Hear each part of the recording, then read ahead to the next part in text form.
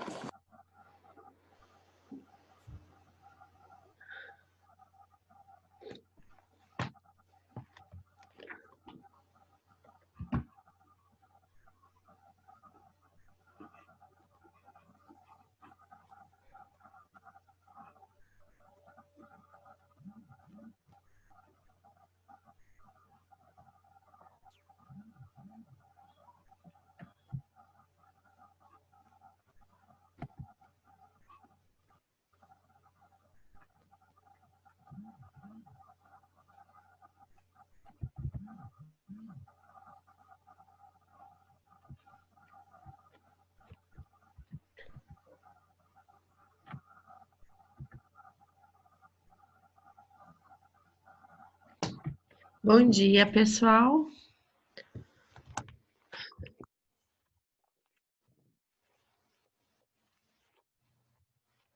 Vamos lá. Vamos começar. Na última aula, a gente tinha visto funções. Não, ficaram 2 exercícios do CA que a gente vai terminar eles para ficar com tudo completo, tá? Deixa eu anexar aqui a tela do positivo.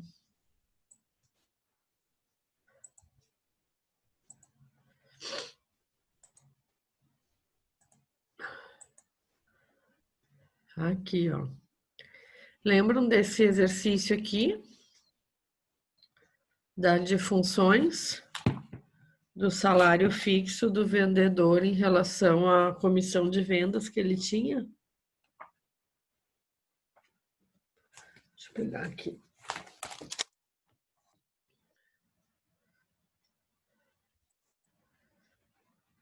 Deixa eu fazer a chamada aqui. Aqui. Oi? Qual página? Vamos ver. A Anitta já chegou ou não? Carol? Eu. Davi? Eu. Ok. Gabi Guarizi? Oi, Perô. Oi. Isa? Não, Gabi Passarelli? Eu. Ok. Isa? Isabela, não? Isadora? Aqui, sou E Lívia? Luiz Felipe? Maria Clara? Oi. Oi. Maria Eduarda? Nicole? Rafaela? Aqui. Sofia? Tiago? Tiago não tá? Sônia, eu tô aqui, tá? É porque meu microfone desmutou. Oi? Meu microfone, ele não desmutou. Ah, tá. Pois é. E Vitor? Deixa eu dar presença aqui. Sofia não tá, né? Ainda. Deixa em branco aqui. Vamos lá, então. Na aula passada, a gente tinha feito esse exercício aqui. Vocês lembram dele? Como é que era a função dele? A gente está no CA, tá, pessoal? No CA, na página 28. Lembro. CA, página 28. Vocês lembram desse aqui que a gente fez? Sim. O salário estava em função do fixo que ele ganhava. Quanto que era o fixo que ele ganhava? Ai, Era 500. 500 mais os 4% em função do que ele venderia. 4% é 4 dividido por 100, que é 0,04, vezes o que ele venderia. Esse exercício a gente chegou a fazer. Daí depois na letra B, ele pedia para considerar que ele vendeu 15.200, então aqui nesse lugar de V, a gente coloca esses 15.200, porque a função tá, o salário está em função das vendas que ele fizer no mês, e colocaria os 15.200 aqui para calcular, e a gente achou 1.108. E depois, em fevereiro, ele deu o valor do salário e pediu para calcular o quanto ele vendeu. A gente chegou a concluir esse exercício na aula passada. Daí eu pedi que vocês fizessem esses dois aqui em casa. Esses dois exercícios aqui, o 21 e o 22. Davi, quanto que deu a altura estimada dessa pessoa? 1,69 metros. É bem próximo. Acho que só tem um erro de arredondamento aí. Mas tá bem próximo. Vamos lá ver. O fêmur, que é esse osso localizado na coxa, entre o quadril e o joelho, é o osso mais longo que a gente tem, volumoso e resistente. E ele dá a altura dele em centímetros de uma pessoa que varia conforme o tamanho do seu fêmur. Então, H é a altura da pessoa, F é o tamanho do fêmur, tá? Então, após os 30 anos, deve-se subtrair a resposta encontrada de 0,06. Você fez isso, Davi? Será que não foi por isso? Eu acho que foi por isso. Calcule a altura estimada em metros de uma pessoa de 46 anos, cujo fêmur mede 46. Então, como é que a gente tinha que fazer isso aqui? A gente tinha que calcular a altura, né? Naquela fórmula que ele já deu ali, ó. A altura é 69,084 mais 2,238 vezes o fêmur, ok? Então, como que a gente faria esse exercício aqui? O que a gente tem que fazer?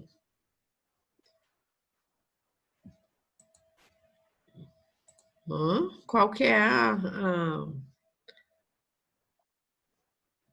46, o fêmur, né? Então tem que botar 46 ali. Então H é igual a esse 69, que é a fórmula que ele já deu pronta, mais 2,238 vezes os 46. A gente está fazendo tudo em relação a centímetro, então a altura também que a gente vai achar em centímetros, né? Porque aqui, ó, o fêmur mede 46 centímetros. Até vou botar esse centímetro aqui para a gente se lembrar que a altura é em função da unidade centímetros. Então, quanto que vai dar o valor da altura? Quanto que você achou aqui, Davi?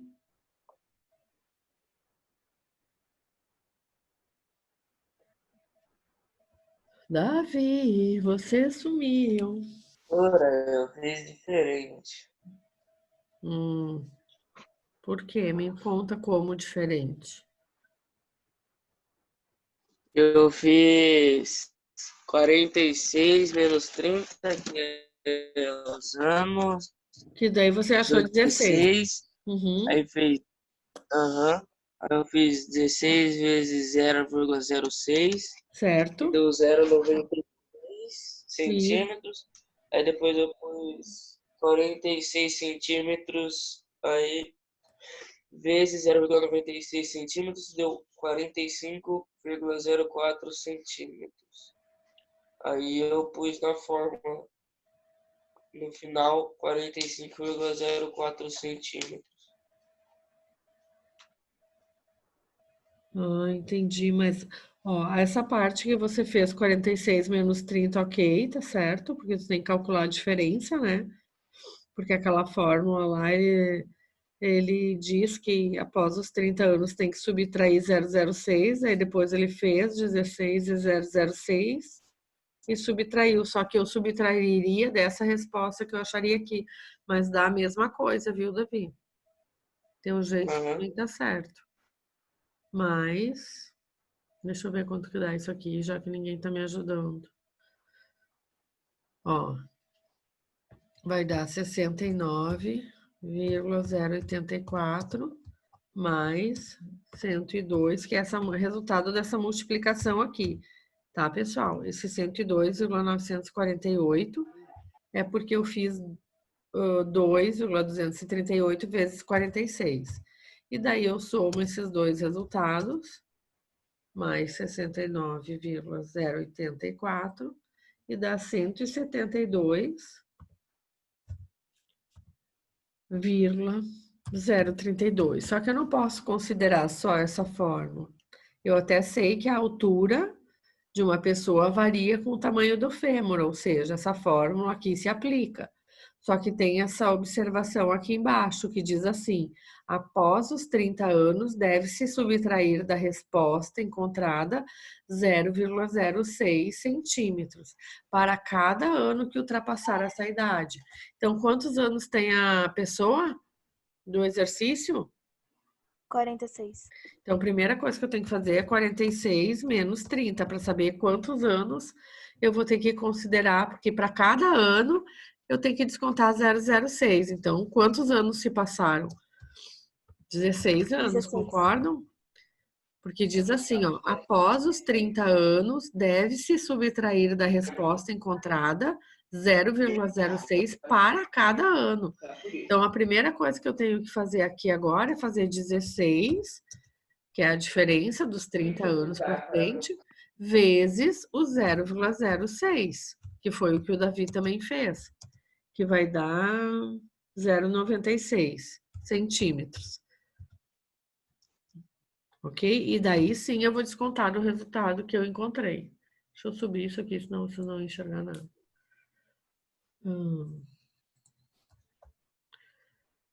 Agora que eu fiz eu primeiro vi quantos anos se passaram, porque diz após os 30 anos deve-se subtrair 0,06. Então, de 30 anos até 46 são 16. Deve-se subtrair 0,06 para cada ano. Então, por isso que eu fiz 16 anos vezes 0,06. Então, o que que eu vou fazer lá? Eu vou pegar a altura, que eu já tinha calculado, o Davi calculou no final, não tem problema, e vou descontar esses 0,96 centímetros. E daí a gente vai encontrar, em média, 171, aproximadamente 0,72, que a gente pode arredondar, né? Porque a altura de uma pessoa a gente diz que é 1,71. Tá? Então, a altura estimada dessa pessoa é aproximadamente 1,71 metros, tá? Dúvidas sobre esse exercício, pessoal? Quem não entendeu, fale, por favor, que eu possa explicar tudo de novo. Não mesmo? Podemos ir para o outro? Sim. Certo. Então, tá bom. Vamos lá. Chegou mais gente, né? Anitta, você está aqui? Não? Oi, senhor. Tá aqui? Tô aqui, senhor. Lívia? Não? Luiz? Eu. Ok. Nicole? Não? Maria Eduarda? Também não? Sofia? Sora, tô aqui. Tá. Tiago? Oi, Sora. Ok. Eu, Sora. Tá bom. Já vi todo mundo. Vocês pegaram a resolução desse exercício aqui, 21, do CA? Página 28? Sim? É. Ninguém quer falar comigo hoje, não? Meu Deus. Nem para brincar. Falou, Sora, repete. Vocês entenderam a resolução deste exercício que eu fiz agora, da página 28 do CA? Ah, tá, Sora, entendi. Tá bom, muito obrigada. Então, tá certo. Vou apagar. Ô, Sora, eu vou beber água rapidinho, tá? Já volto. Tudo bem. Quem não entendeu, pessoal, por favor, vocês falem. Vocês me perguntem, tirem dúvidas, tá? Por favor, não fiquem com dúvidas. Vamos lá para o outro. Outro exercício. O último das funções. Para visitar um parque com cachoeiras, a tarifa paga pelos turistas é R$ 5,00 por pessoa. E vai ficar mais cara, ó, que é de R$ 5,00 por pessoa, ficará R$ 1,50 mais caro. Ou seja, já vai ter um reajuste aqui na tarifa para visitar a cachoeira. Também serão cobrados R$ 3,00 por pessoa pelo transporte interno. Então, esse aqui é aquele caso das funções que a gente via lá, mais alguma coisa, né? Tá em função do X mais alguma coisa. Olha lá, sabendo que a arrecadação A está em função do número de turistas T, escreva a expressão que representa essa arrecadação. Gabi Passarelli, qual foi a função que descreveu para você esse enunciado? Como que você fez isso? Me mostra. Então, Sora, pra ser bem sincera, eu não fiz a vida. Oi? Eu não fiz esse exercício. Ah, você não fez? Tá Esse bom. exercício não. Lívia, você fez esse?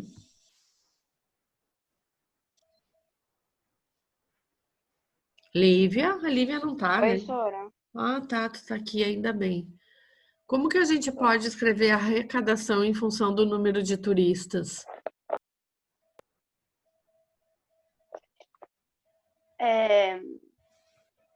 É o A, que é a arrecadação, né?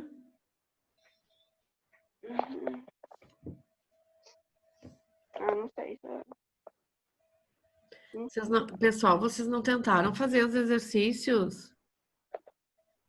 Gente do céu, a gente vai, ó, falta 10 dias para nossa prova.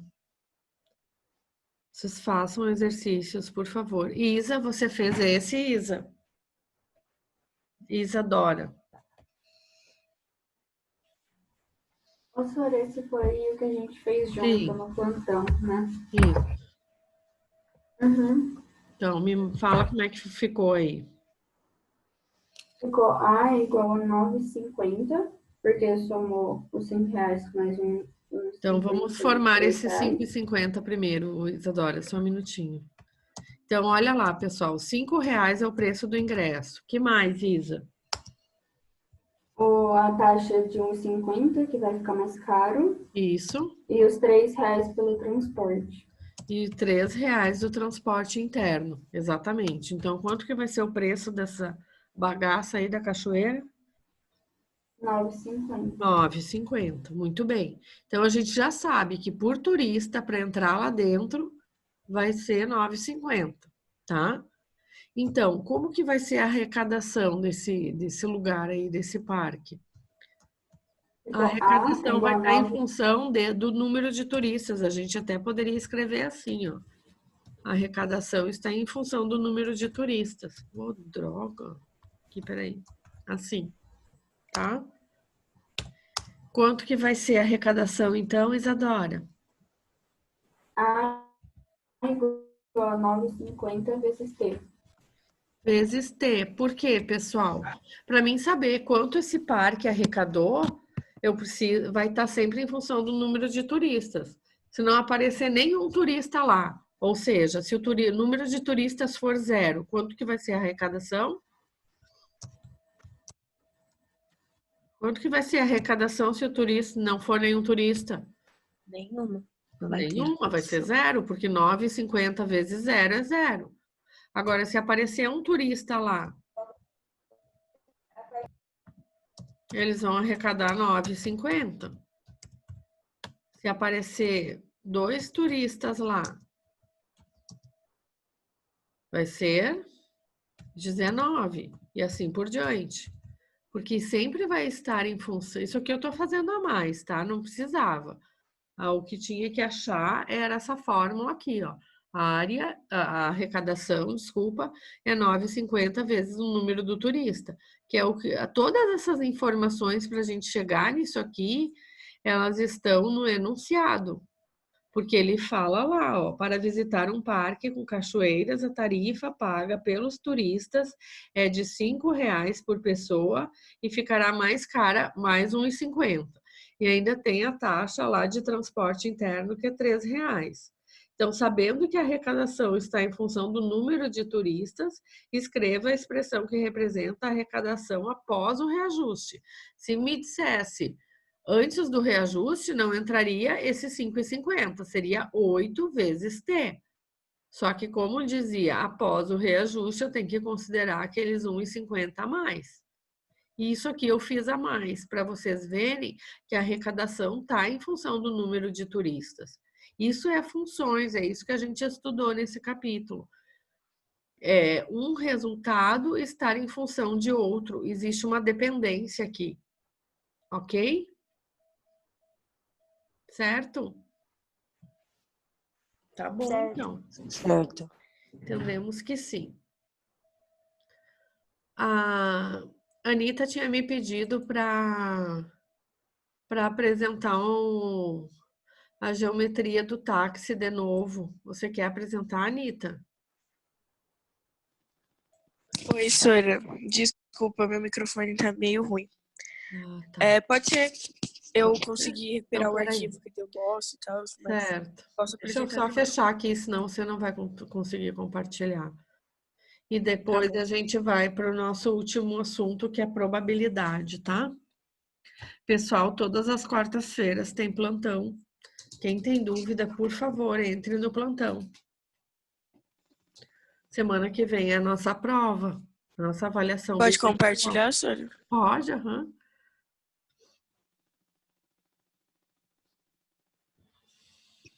Pronto, tá. Eu tentei simplificar para ficar mais fácil. Tá bom. A primeira coisa que eu coloquei foi por quem criou a geometria do táxi, que foi esse cara aí, que tá escrito Hermann. Eu não sei muito bem ler, tá, Sora? Mas tá escrito no primeiro quadrinho. E ele é um matemático Esse homem, ele não é alemão. um alemão, esse homem, ele é um polaco. Sério, Porque Sora? Minkowski, quando acaba com S, KI, ele é polonês. Mas tudo bem, isso não importa. Nossa, Sora, eu não sabia disso. Alemão sou eu, que acaba com an. Entendi.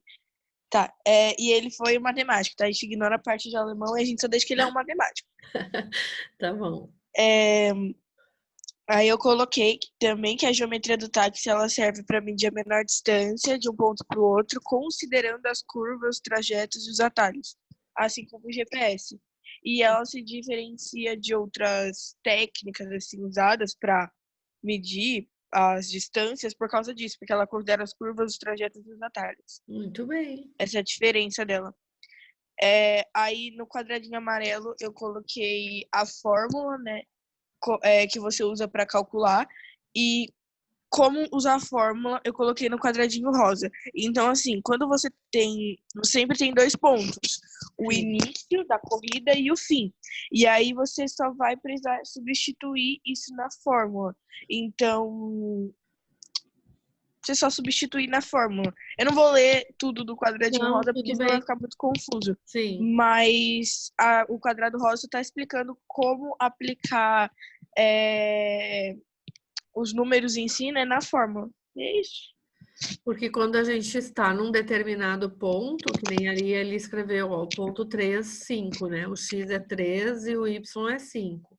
Isso. E a gente vai lá para o ponto B, 18 e 5. Daí coloca exatamente o valor de x, que é 13 e 18, são os valores de x, e os valores de y são 5, né? E daí Isso. calcula lá na fórmula. Muito bem. Essa é a geometria. E o GPS é aquilo que a gente comentou quando a Anitta apresentou, né? Ele já considera outros fatores, como a Aham. questão do trânsito e outros fatores extras, né? Simplesmente a distância que a gente se locomove, né? Muito bom, Eunice. Aham. Muito obrigada, viu? Nem nada, sério. Então vamos lá, vamos para a nossa aula de probabilidade. Quem vai dar nossa aula hoje primeiro? Qual das Gabis? Qual das Sora, Gabis? eu e a Passarelli fizemos juntas, tem problema? Desde que vocês falem juntas as perguntas que eu fizer, ou vocês apresentem junto, Você porque vai fazer pergunta. não era para fazer junto, mas quem vai começar de vocês duas? Ai, sério, é porque como eu não consigo compartilhar, então a Gabi vai compartilhar, sabe? Tudo Porque eu bem, faço pelo mas ela celular. tem microfone, ela fala junto, tá bom? Beleza. Pode começar, então. Calma aí, ele tem que abrir o negócio.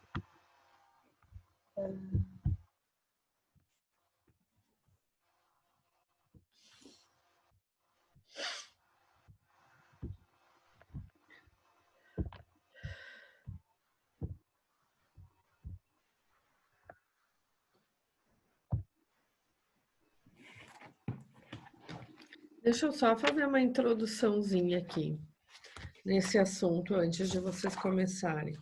Quando a gente fala em probabilidade, quem já nunca escutou essa palavra, né? Sei lá, eu num jogo de cartas, a probabilidade de tu tirar tal carta, ou mesmo acontecer dois eventos, né? É muito usado também em jogos de dados, qual que é a probabilidade de sair os números ímpares, etc e tal. Então, isso a gente vai começar a ver bem de leve, muito de leve aqui, porque esse assunto é bem mais. Ele entra até um pouco dentro do. Um pouco não, ele entra dentro de estatística, né? Existe uma disciplina no curso superior de matemática que trabalha só a probabilidade estatística. Eles caminham muito juntos isso, né? São aquelas medidas de tendência central que a gente vê lá no 8º ano, mais as probabilidades de ocorrência dos eventos. E esses eventos, eles podem até estar condicionados, pode ser dois separados, ou eles podem ser independentes. Podem começar. É a Maria Clara que vai falar primeiro? Ô, Sora, eu só queria fazer um adendo que eu fiz pela internet, eu vi vídeo aula, e aí eu tava olhando agora o SEAG tem umas coisas mais diferentes, então eu não garanto que esteja certo, talvez, tá, Sora? Vamos ver. Tá, eu vou começar, então. Tá. Probabilidade de dois eventos. Passa, Gabi. Tá. Tem uma fórmula que é a probabilidade de A união B igual a probabilidade de A mais a B, probabilidade de B menos a probabilidade de A interseção B, que é aquele centro ali na imagem, Sim. em cinza. E a gente utiliza essa fórmula normalmente quando tem a palavra ou no enunciado, porque é a probabilidade de tal ou tal. Aí a gente utiliza a fórmula para saber. Gabi? Tá. Tem um vídeo agora que eu já vou. Aí tem um vídeo que eu peguei na internet, que a gente pegou na internet, de um professor falando o exemplo de dados, usando exemplo de dados e mostrando o exercício. Uhum. Doutora, ele tem. Peraí que eu tenho que fazer. Quantos minutos tem, Sérgio? São 4 minutos. Se atrapalhar, a gente pode passar depois. Não, é que como vocês fizeram juntas, vocês têm 16 minutos. Então tá. Tá. Calma aí.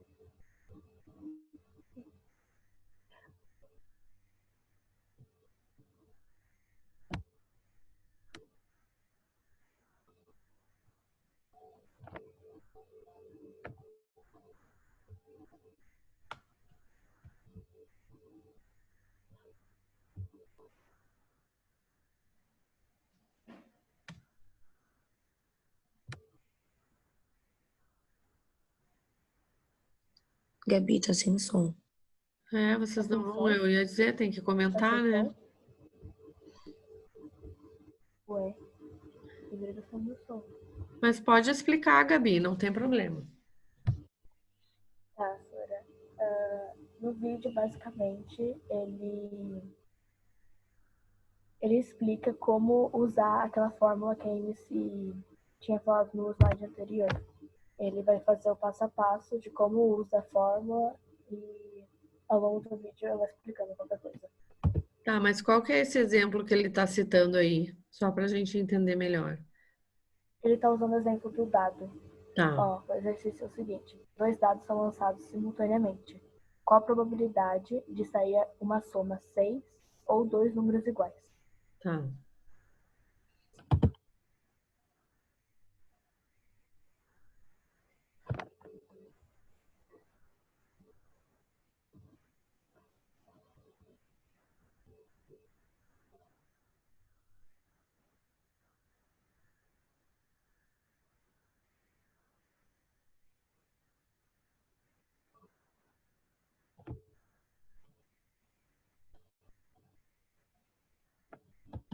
Tá, aqui ele vai calcular o total das possibilidades de dar a soma 6 ou os números iguais. Nisso, ele vai ver quantas possibilidades tem no caso 1 e no caso 2.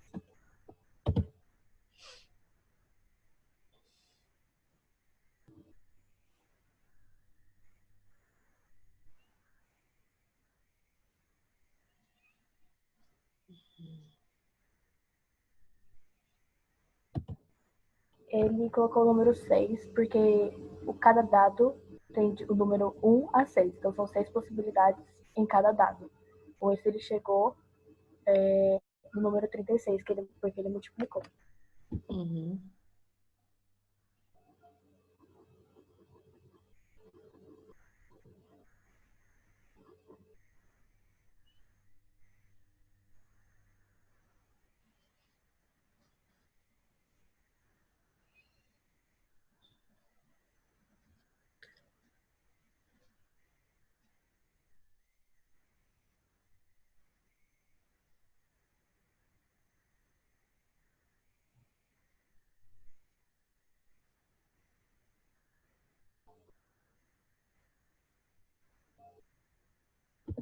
Tá, vou parar aqui rapidinho.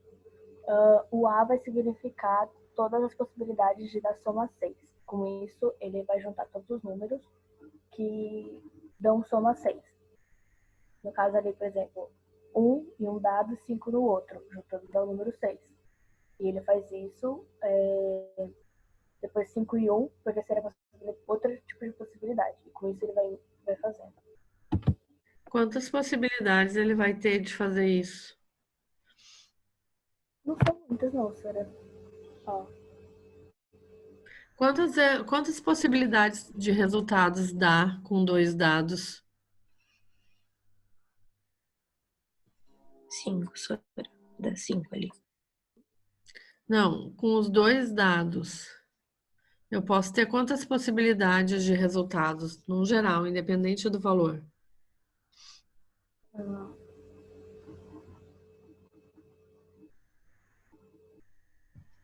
Mas Você eu tô pode tentando olhar lembrar. em cima, ó. A possibilidade são 36, porque cada dado tem 6 faces, né? 6 números. 6 números não, 6 faces com resultados diferentes. Então, como tem 2 dados, é 6 e 6, 36. Então, são 36 possibilidades. Daí, dessas 36, para dar uma soma 6 ou saírem 2 números iguais. Ele está fazendo primeiro da soma 6. Quantas vocês acham que vão ser? Como eu da já sei, eu soma não posso 6, falar. Pode falar, sim. São 5. Tá. Continua lá. Vamos concluir.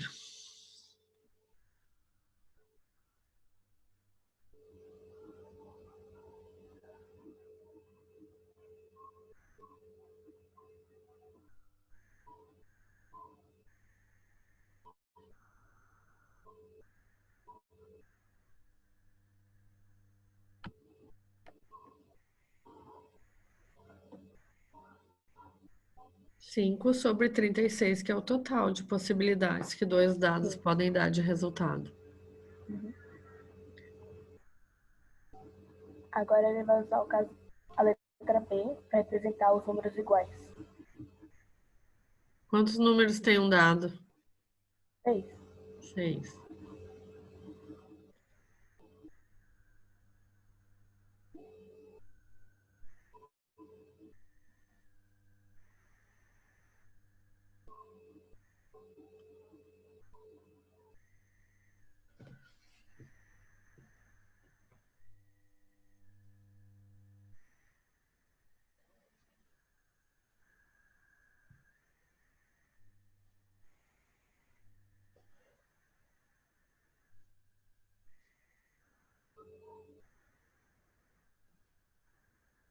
Aí, agora ele vai começar a usar aquela fórmula que a gente tinha explicado antes. Sim, que é a probabilidade de acontecer aquilo ali, sair uma soma de 6 ou dar dois números iguais.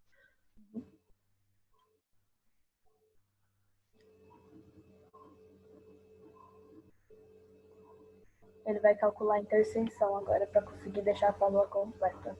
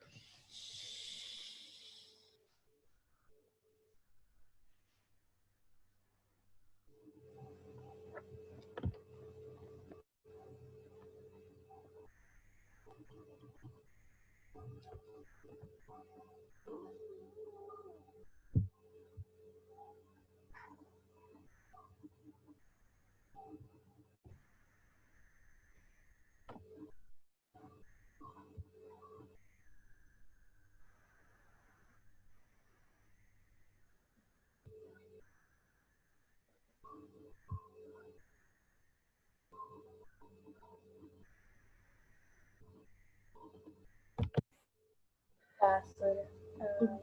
Ele acaba por aí. Explica como que ele chegou nesse 1 sobre 36 ali. O que é esse resultado? Então, basicamente, a interseção que ele explicou ali seria os números que deram iguais dentro da reta ali do A e do B. Que ali, Entendi. no caso, foi o 3,3. E foram os únicos que deram iguais, né?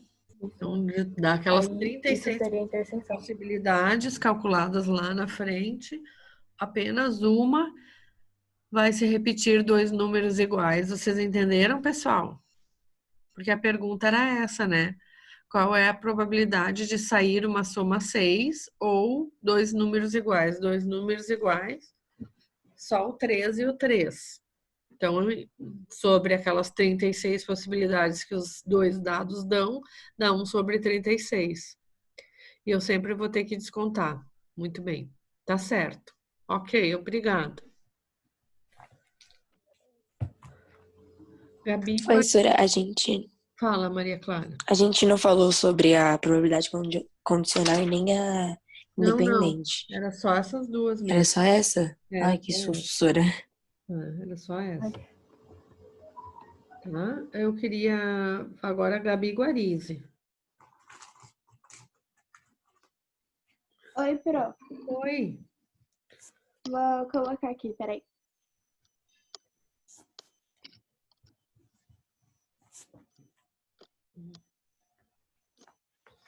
Foi, Sara? Oi? Ainda não, mas vai dar. Fica calma. Ai, socorro. Foi agora? Ah, tá indo. Aham, agora sim. Ai, que bonitinho. Apresentação de slides. Pronto. Bom, eu vou falar sobre a probabilidade de dois eventos e eu vou falar mais na prática, porque eu acho que é mais fácil de conseguir entender. Tá. Eu peguei um exemplo que tinha na apostila e aí eu fiz de um jeito diferente para ficar mais fácil. Tá. Com zero dado ao lado. Quando a gente tem um dado honesto, os resultados possíveis são 1, 2, 3 ou 4. Ou 4, 5 ou 6. Isso. Aí, qual que é a possibilidade de sair um número ímpar ou um número múltiplo de 3? Para a gente descobrir isso, a gente tem que separar os elementos 1, 2, 3, 4, 5, 6, que são os possíveis resultados, em dois eventos. O evento A é número ímpar e o evento B e um evento B que é números múltiplos de 3. Uhum. Aí o A, 1, 3 e 5, e o número B, 3 e 6. Então, Aí 1, depois 3 e 5 são os números ímpares, né? E no evento B são os números que são múltiplos de 3, que no caso, até o número 6 é o 3 e o 6. Muito bem. Aí depois a gente junta todos os elementos, com o que é A ou B, e vai dar 1, 3, 5 ou 6. Isso. Aí a gente percebe que 3 é o número que está presente tanto no evento A quanto no evento B. Ou seja, é um número ímpar e múltiplo de 3. Isso. E como no lançamento de dado há 6 resultados possíveis e o evento A e B contém 4 elementos, então, ou seja, a probabilidade de um dado sair com o número ímpar ou múltiplo de 3 é 4/6. Simplificando, dá 2/3. Aí também tem um outro jeito de fazer, que é com a fórmula, que é PA ou B, que é a probabilidade de sair o evento A ou B, igual a probabilidade de sair o evento A, mais a probabilidade de sair o evento B, menos a probabilidade de sair o evento A e B. Sim. Que vai Aí, dar o resultado, né? Aí, já que no evento A a gente tem 3 elementos, que é o Os 1, ímpares. 3 e 5, e no evento B a gente tem 2 elementos, que é o 3 e 6. Isso. E lá a gente viu que no evento A e no B tem o número 3. Então, a probabilidade de sair o evento A e B é 3. E daí a gente Faz a conta faz a normal conta. e que vai dar a mesma coisa. É legal você ter mostrado esses dois modos de fazer, né? Porque quando a gente fala de um dado e de um que são números assim baixos, né? São 6 números ali. Então, a gente consegue fazer daquele jeito ali por dedução, que nem você fez, né? Mas é importante também, foi legal você apresentar as duas formas, porque você também tem que pensar numa escala macro isso, né? Vamos supor lá que você tenha lá os números da loteria, né? Qual que é a probabilidade de você acertar? Então, são números bem maiores, né? Quando se fala aí de outros eventos com quantidades onde os números de elementos são muito grandes, a gente já não consegue fazer daquela forma que você apresentou inicialmente. Fatalmente a gente vai cair dentro dessa fórmula até para ficar mais simples, né? Senão vai ficar fazendo folhas e folhas de contas para saber qual que é a probabilidade. Mas muito bem, muito bem, Gabi. Muito bem apresentado, Obrigada, muito bem senhora. colocado. Vocês entenderam, pessoal? Falem, gente. Vocês gostaram das professoras de hoje? Sim, Sura. Olha, fale que vocês entenderam, porque se vocês não entenderam, a nota delas vai piorar. Foi muito bom. Ok. Agora falta o Tiago. Tá, então tá. Eu posso tentar, tá bom? Mas, então, pode compartilhar? Pode sim. Senhora, eu nunca fiz isso aí. Então, como é bom, né? Porque daí vocês desenvolvem sentimento de empatia que a gente falou lá no primeiro dia de aula, Paz como se faz, lembra? Tá, já tá compartilhando, né? Sim. Já, amiga, tá Vendo. tudo direitinho, fica tranquilo. Tá. Ali no canto esquerdo é só falando que o trabalho é da união de dois eventos. E tá, aqui, do lado direito. Para que ocorra a união de dois eventos, devemos ter o mesmo espaço amostral. Ou seja, a gente vai considerar que é a união de A com B. Aí tá aqui. E se a interseção entre os conjuntos A e B formam um conjunto vazio, isto é, os conjuntos não possuem termos em comum. Podemos definir que A com B é igual a mais B, considerando que o espaço amostral seja diferente de zero, chegando à seguinte conclusão. P A com B é igual a PA mais PB. Esse é o mesmo exemplo que a Gabi Guarizi apresentou, que é o dos múltiplos de 2 ou de 3, não é? Sim. Aí, embaixo ali, vai ter a imagem e o A. Eu não sei, eu tô com muita dúvida de falar esse usinho aí, que eu sempre esqueço esse nome. O qual? O que fica com o para baixo, eu sempre esqueço o nome, o U para cima, eu confundo. Não te preocupa, é que é E ou. Mas eu prefiro escrever E e ou, que é mais fácil do que esse símbolo aí. Mas tudo bem, não te preocupa. Tá indo muito bem. A e B é diferente de zero, eu acho que é isso. E se a interseção entre os conjuntos A e B forma um conjunto não vazio, indica que eles possuem elementos em comum. Dessa forma, a probabilidade da união desses dois eventos pode ser definida da seguinte forma. A com B é igual a A mais B menos Isso. A e B. A e B. Então, fica A com B é igual a PA mais PB menos PA e B. Aí ali tem um exemplo que a Gabi passou. Quer que eu passe? Pode passar. Mostra aí o que você fez. No lançamento de um dado, qual a probabilidade do número obtido ser múltiplo de 2 ou de 3? Aí separa os múltiplos de 2 e múltiplos de 3, que o múltiplo de 2 vai ser o A, que é 2, 4 e 6, e os múltiplos de 3 vai ser o B, que é 3 e 6. Uhum. Aí a gente pode notar que o A e o B, então, como é o P, A com B igual a PA mais PB menos PA e B. Depois que a gente sabe. Aí vai ficar PA igual a 3 e 6. E o PB vai ficar 2 e 6. Muito bem. Então, quando fala ali, ó, aquele tipo um U para cima, é quando pode acontecer um ou outro. Se você consultar lá a língua portuguesa, o que quer dizer ou? Ou vai dizer é uma coisa ou outra. Por exemplo, ou eu vou vestir preto ou eu vou vestir branco. Não existe vestir os dois. Na matemática, na probabilidade, esse ou significa que pode acontecer um ou outro. E quando a gente fala desse símbolo para baixo, que eu dificilmente eu uso esses símbolos porque eles dão muita confusão, eu uso as letras mesmo, ou e E. Esse símbolo para baixo, esse U aqui invertido, ele significa o E. O que significa o E? Na língua portuguesa, assim como na matemática, significa que você está somando, né? Você está colocando uma coisa mais outra, né? Ah, eu vou comer uma banana e uma maçã, ou seja, eu vou comer duas frutas.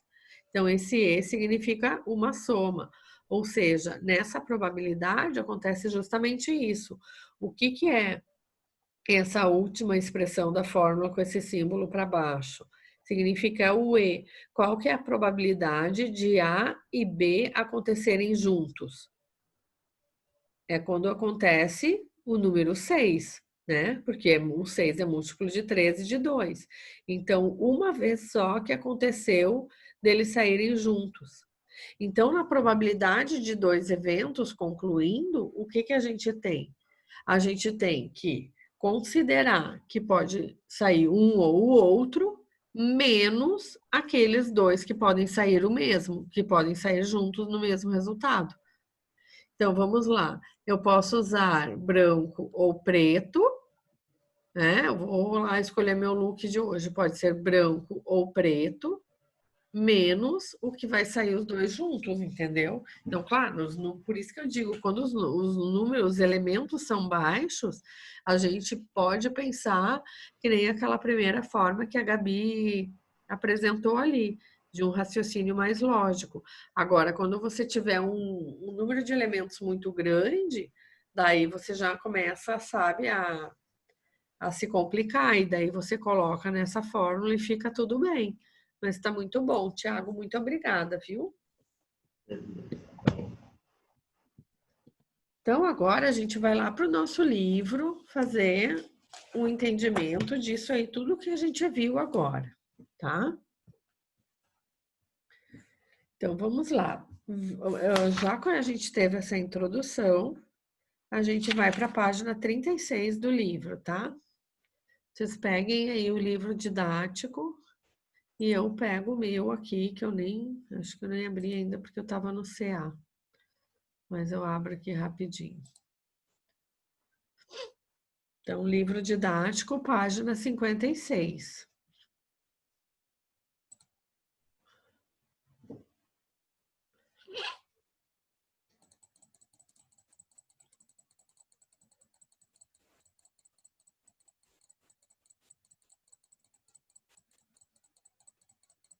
Eles deram um up aqui nesse positivo on aqui, final de semana. Que eles mexeram sábado de novo. Deu uma melhorada, porque aquela revisão do dia 31 que eles tinham feito, meu Deus. Vamos lá. Então, esse exemplo aqui que o livro dá do dadinho foi o exemplo que a Gabi e o Tiago mostraram, pessoal. Então, vamos considerar um dado honesto. Essa é boa. Considere o lançamento de um dado honesto, ou seja, um dado que tem todas as faces com a mesma chance de sair. Tá? Então, quantos lados tem um dado? Tem 6, né? Posso sair 1, 2, 3, 4, 5 ou 6. Qual que é a probabilidade de sair um número ímpar? Vamos lá, eles já fizeram lá. Quais são os números ímpares? Quantos números ímpares a gente tem de 1 a 6? Eita, sumiu todo mundo de novo. Dos 6 números, Rafa, quantos ímpares a gente tem? 3. 3. Que é o 1, o 3 e o 5, ok? Muito bem. Então, quantos números são ao total? Quantos números tem um dado? 6 números. 1, 2, 3, 4, 5, 6. Então, a probabilidade de eu tirar números ímpares, qual que vai ser? 3 sobre 6. 3, porque aqui eu tenho 3 números ímpares, ó. Vou até escrever aqui, ó. 3 números ímpares. Tá? Paroxítona, todas são acentuadas. Então, 3 de 6. Eu posso simplificar essa fração aqui? Sim ou não? Sim. Sim. Divido por 3 em cima e embaixo, fico com 1 sobre 2. Ok? Então, ok. A probabilidade dos números ímpares está aí, 1 sobre 2. E agora, de ser múltiplos de 3? Daqueles 6 números lá, quem são os múltiplos de 6? Dos 6 números que os dados têm. Quem são os múltiplos de 3?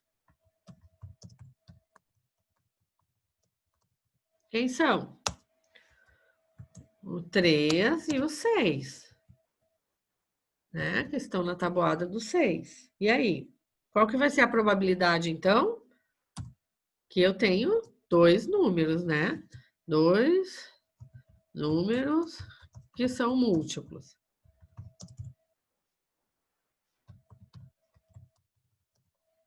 Ok. De múltiplos de 3. Tenho 2 números. Então, qual que vai ser a probabilidade? Probabilidade é 2 sobre 6. Vai acontecer 2 números a cada 6 ali do dado. Que eu também posso simplificar. Se eu dividir por 2 em cima e embaixo, vai ficar 1/3. Ok, muito bem. E daí? Preenchemos ali o livro? Olha lá. E qual a probabilidade de sair um número ímpar ou um múltiplo de 3? Tá vendo que esse ou aqui, ele não é tipo assim, exclusão, né? Se eu usar esse, eu não vou usar aquele. Qual que é a probabilidade de sair um número ímpar ou múltiplo de 3? Então, vamos lá. No evento A, a gente calculou sair um número ímpar. No evento B, aqui na letra B, a gente calculou sair um número múltiplo de 3. A gente já sabe que para sair um número ímpar, a probabilidade é 1 sobre 2. E para sair os números múltiplos de 3, 1 sobre 3.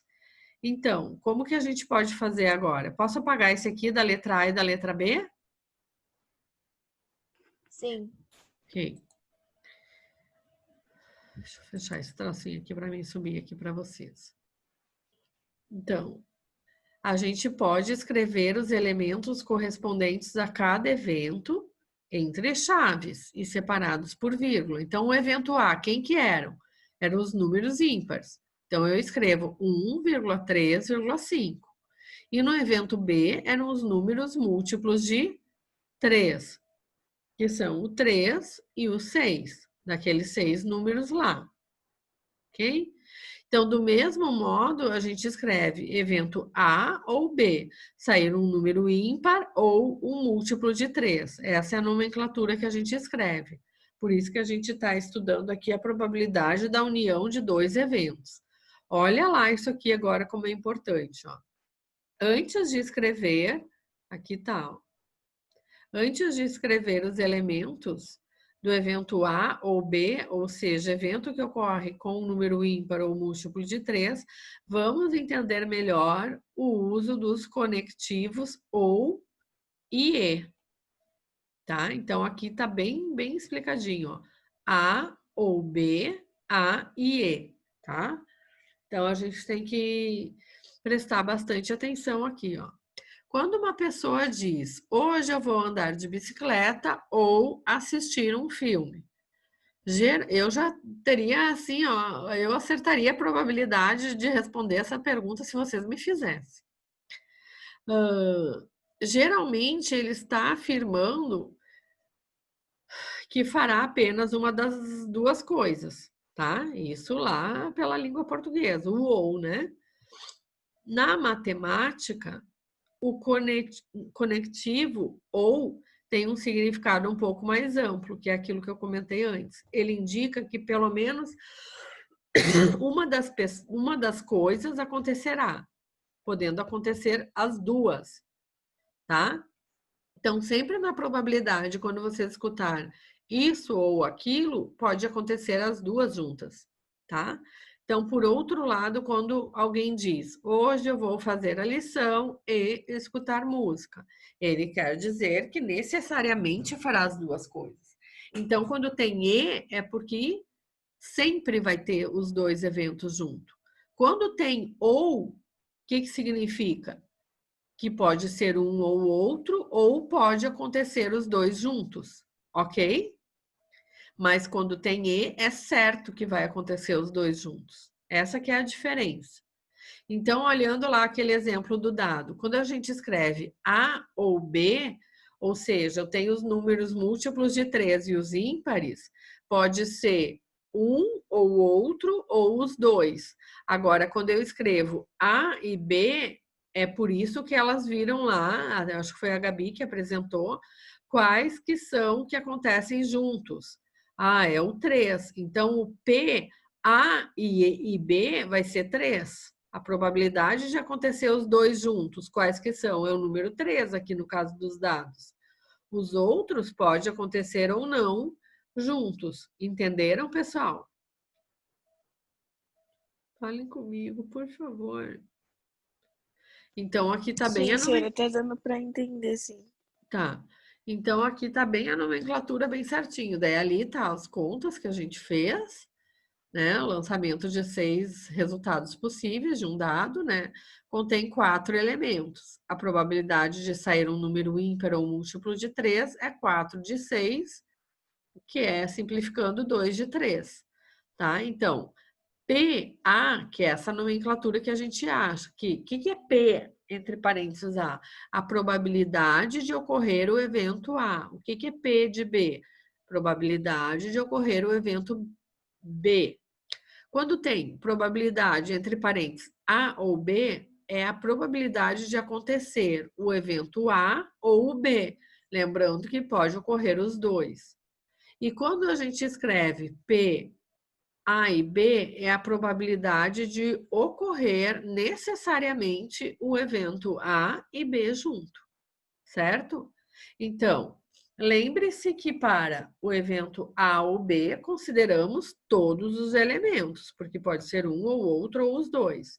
Enquanto que para o evento A e B, a gente só considera os elementos incomuns. Então, quais são os elementos incomuns aqui que a gente escreveu?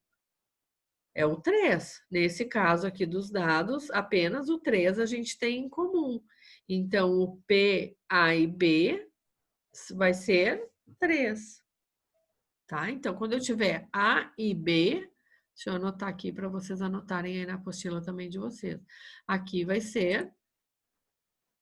Vamos, meu filho. Aqui vai ser 3. Deixa eu puxar mais para cá, senão vai ficar em cima do outro. Aqui vai ser 3. Porque é A e B, ou seja, quando acontecem juntos, necessariamente acontecem os dois. Agora, e a probabilidade de acontecer esses dois? Quantos números de dados são? São 6, então vai ser 3, que eu já escrevi ali, que A e B é 3, que são os números em comum, sobre 6, porque são 6 possibilidades de jogo lá.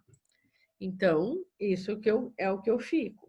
Então, quando eu for calcular probabilidade da união, ou seja, A ou B, ou pode acontecer os dois juntos, vai ser o quê? A probabilidade do evento A mais a probabilidade do evento B, menos aquele que aconteceu simultaneamente, que aconteceu em comum, que foi o caso do número 3, que ele é tanto múltiplo de 3 quanto um número ímpar. Então, eu vou descontar ele, certo? E daí, eu tenho essa fórmula aqui, que a gente vai usar, certo? Agora, substitua os resultados encontrados anteriormente na expressão a seguir para determinar a probabilidade de A ou B. Vamos substituir? Quem vai me ajudar? Quem vai me ajudar? Senão vou escolher. Rafa, você me ajuda? Claro. Então, probabilidade de A ou B é o que eu quero fazer aqui. P, A ou B. Quem que vai ser? Quem que é a probabilidade do evento A? Que eram os números ímpares. Quantos eram os números ímpares? 3. 3. Então, vai ser 3 sobre 6. Tá? Vocês escrevam embaixo que fica mais fácil depois de fazer a soma da fração. Mas, quem que é a probabilidade dos múltiplos de... Era múltiplos de 3. Quantos números eram? 2. 2. Eram 2 múltiplos de 3, que eram o 3 e o 6. Então, são 2 números sobre os 6 números que tem um dado. Ok? Ok, a gente já calculou esse. Agora, vamos calcular a probabilidade de acontecer o A e o B junto. Opa. A e B. A e B é aqueles números que acontecem simultaneamente. Quem que é ele que acontece? Oi, Sônia. Não ouvi. Os números que acontecem simultaneamente. Quem são? 3. O 3. Só tem um número. Então, vai ser 1 sobre 6. Ok? Que é só um número. Então, eu vou colocar esses valores na fórmula. Então, eu vou ter 3 sextos mais 2 sextos e menos 1 sexto. Só coloquei cada valor ali na fórmula. Quanto que vai dar? Quando o denominador é igual numa fração... Ah, não vou fazer assim não, porque eu quero explicar esse negócio de fração. Espera aí. Então, eu vou ter lá 3... O pessoal do 7º ano está sofrendo com as frações. 3 sobre 6, mais 2 sobre 6, e menos, porque é da fórmula isso, menos 1 sobre 6. Quando a gente tem denominador igual nos números racionais, a gente pode copiar simplesmente esse denominador, porque ele é igual, e faz a conta só em cima. 3 mais 2, 5. 5 menos 1, 4. Então, eu tenho 4 sobre 2. A gente já está na fração irredutível ou dá para simplificar? Dá para simplificar. Dá para simplificar por 2 em cima e embaixo. Tudo que eu faço em cima, eu tenho que fazer embaixo. Ou falando bonito, tudo que eu simplifico no numerador, eu tenho que simplificar no denominador. Então, 4 dividido por 2 é 2. Cruzes, credo. Difícil, peraí, deixa eu melhorar meu 2. Até o 2 da minha filha tá melhor que esse. 2 sobre 3. É isso que deu? Então, qual que é a probabilidade de acontecer lá o múltiplo de 3 e os números ímpares juntos? 4 números em 6, ok? Ou seja, 2/3, certo? Então, comparando os resultados obtidos nas duas resoluções, o que a gente pode concluir? Eu fiz agora pela fórmula, antes tinha feito lá pela lógica, que nem a Gabi apresentou, as duas maneiras.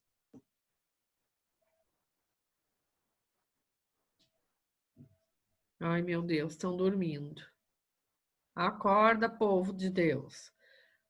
Comparando os resultados, é igual ou não? Do que a gente fez antes, do outro jeito, sem fórmula. Do jeito lógico. É o mesmo. Deu 2/3 lá também. Quer ver como deu 2/3 lá também? É o mesmo, professora? É o mesmo, ó. Aqui deu 2/3 pela fórmula, tá? Agora vamos lá olhar de volta. Vamos voltar. Se a gente não lembra, a gente volta. 2/3, ó. Aqui, ó. Como o lançamento de um dado a 6 resultados possíveis, o evento A ou B contém 4 elementos, ou seja, 4 sobre 6, que dá os mesmos 2/3. Ah, então, aqui a gente vai escrever justamente isso. Vamos pegar aqui e anotar bem bonitinho para ficar bem certinho ali na hora da dúvida saber. Os resultados são iguais a 2/3. Isso. Independente da estratégia utilizada para resolver. Vou escrever assim. Ok? Para resolver. Ok. Então, ali fica aquele quadradinho azul ali é o resumo disso tudo que a gente estudou, ó, que é bem importante, tudo que está nesses quadradinhos azuis. A probabilidade de ocorrer o evento A ou B é igual à probabilidade de ocorrer o evento A mais a probabilidade de ocorrer o evento B menos a probabilidade de ocorrer o evento A e B. Lembrando que quando tem A e B, é aqueles que acontecem simultâneos. São os mesmos resultados, ok? Então, vamos ver os exemplos das cartas. Vamos lá. Olha lá. Aqui, ó, porque a gente não fez a primeira página, mostrava lá um baralho de cartas, né? E pedia para vocês fazer uma estimativa. 52 cartas tem um baralho, correto? Correto ou não? Ninguém joga carta? É claro que não, né? Só joga essas coisas no computador. 52 cartas tem um baralho, tá? Veja ao lado que existem 13 cartas de copa. Copa, para quem não sabe, é esse coraçãozinho. Ao lado, há 36 cartas com números 9 para cada naipe no baralho, tá? 9 para cada naipe. Então, espada, paus, copa e ouro. Há 9 cartas de copas que são números. Há 9 cartas de copas que são números. Então, ele pede para calcular ali a probabilidade de copas ou números que tem num baralho. Então, como eu sei que tem 13 cartas de copas no baralho, a probabilidade de copas vai ser 13 sobre 52, que é o número total de cartas.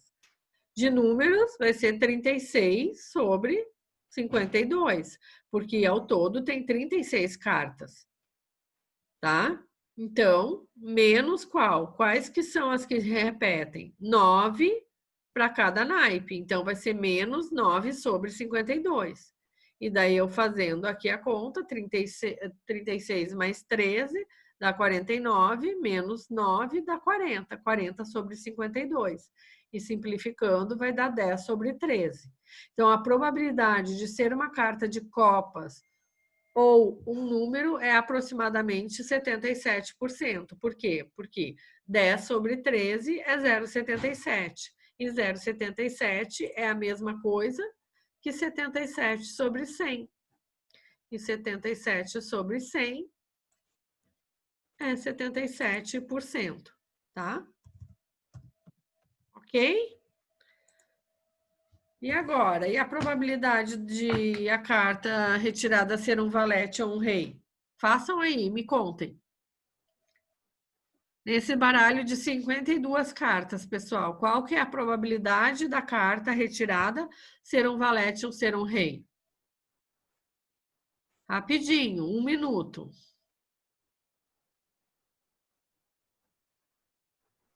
Estou falando da página 59.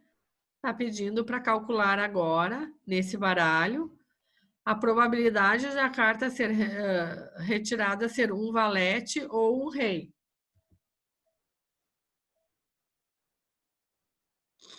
O que é um valete? O que é um rei?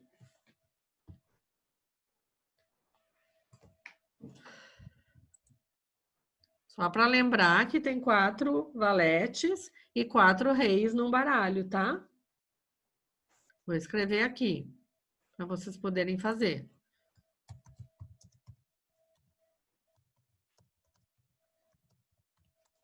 Muito legal estudar isso, né? Vocês não acham?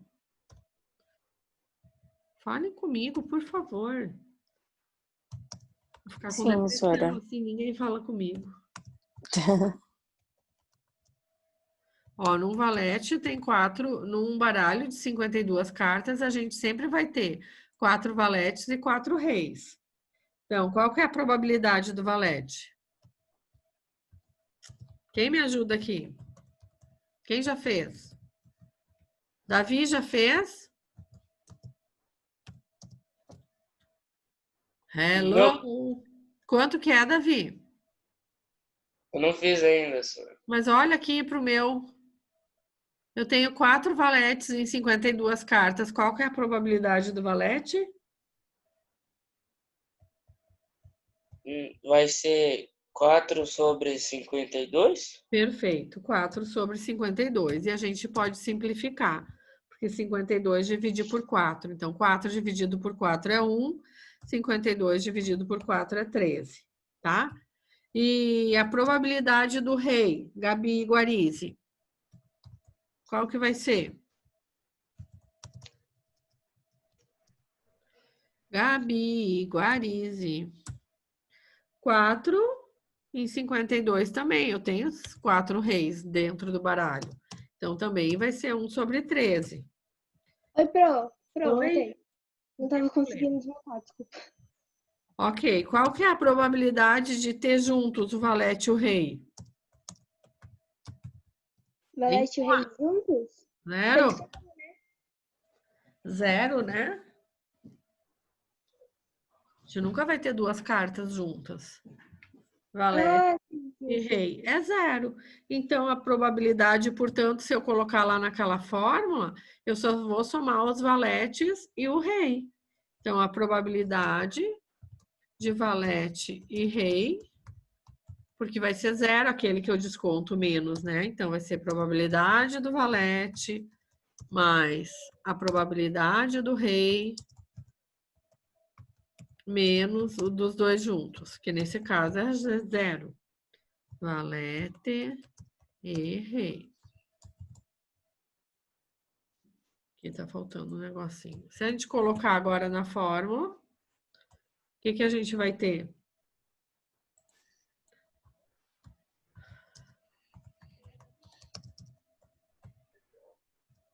Aí faltou um igual aqui, ó. Qual que vai ser? Vai ser 1 sobre 13, mais essa chance aqui é a chance de vocês, ó, se superar na prova, porque isso aqui é bem mais tranquilo. 1 sobre 13 mais 1 sobre 13 menos 0, que vai dar 2 sobre 13. Se a gente dividir 2 dividido por 13, vai dar 0,15. Então, vai ser 15%. Certo?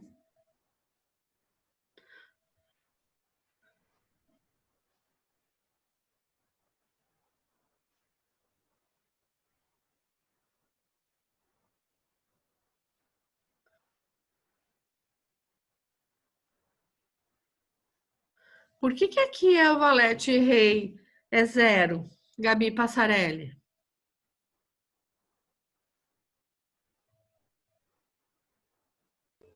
Oi, Sora, pode repetir a pergunta? Por que a probabilidade de acontecer valete rei é 0? Então, se eu tinha falado que não tem Não possibilidade tem de ter um elemento valete em rei comum, junto. né? Não pode acontecer juntos. Então, nesse caso, a probabilidade de acontecer os dois eventos juntos é só somar a probabilidade do valete com a do rei, tá? Pessoal, tentem fazer exercício, sabe? Porque é a única forma da gente poder fixar isso aí é fazendo exercícios. Ali a gente tem, ali embaixo, o exercício do globo, né? Das bolinhas sorteadas. Tem outro de baralho. Tentem fazer esse, tem outro de dados. Tentem fazer esses exercícios para quarta-feira, que daí a gente resolve e vocês já vão ter feito, vai ficar mais simples, entendeu? Porque na quarta-feira a gente vai ter probabilidade condicional. O que vocês imaginam que seja uma probabilidade condicional?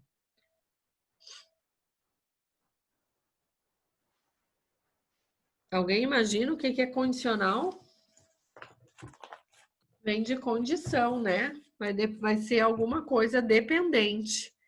Então, na quarta-feira, a Isabela Mendonça, a Isadora e a Nicole não tá hoje, né? Não tá. Mas eu passo para ela. Vamos falar sobre probabilidade condicional, tá? Ok, Isadora, Isabela e Nicole, certo? Tá bom, Sora. Probabilidade condicional. E eu gostaria muito, muito que vocês já fizessem esses exercícios aqui, ó. Que são muito legais.